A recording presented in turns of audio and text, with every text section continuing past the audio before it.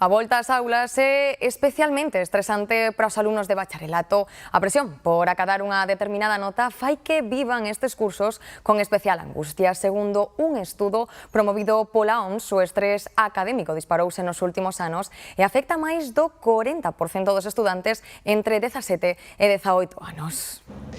Foi bastante duro chegar á nota, moito agobio. A verdade é que foi bastante estresante, sobre todo o segundo de bacharelato. Sí, moita ansiedade, falta de sono, dormía moi poucas horas e ainda por encima afectaba máis. É a lembranza que teñen do bacharelato aqueles que acaban de entrar na universidade. O aumento da competitividade disparou o estrés escolar que non deixou de medrar dende 2010.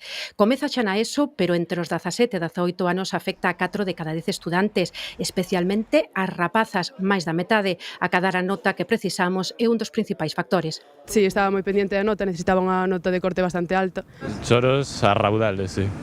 Y estás ahí como estresado o pendiente de tengo que sacar esta nota, pero... Competición del mercado laboral, la competición del mercado también académico, después también el miedo de los adolescentes a perderse cosas, a irse con su grupo de amigos a una ciudad, a quedarse rezagados. Un estrés que tamén se traslada ás familias.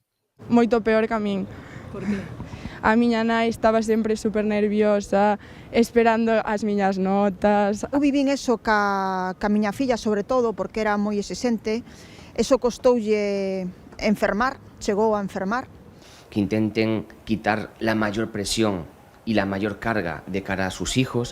E no caso dos estudantes, facer exercicio, cuidar o sono, a alimentación e as relacións sociais. Cuiden también estas otras áreas de su vida que no sean únicamente el rendimiento académico. Ao final todo remata, o esforzo vale a pena.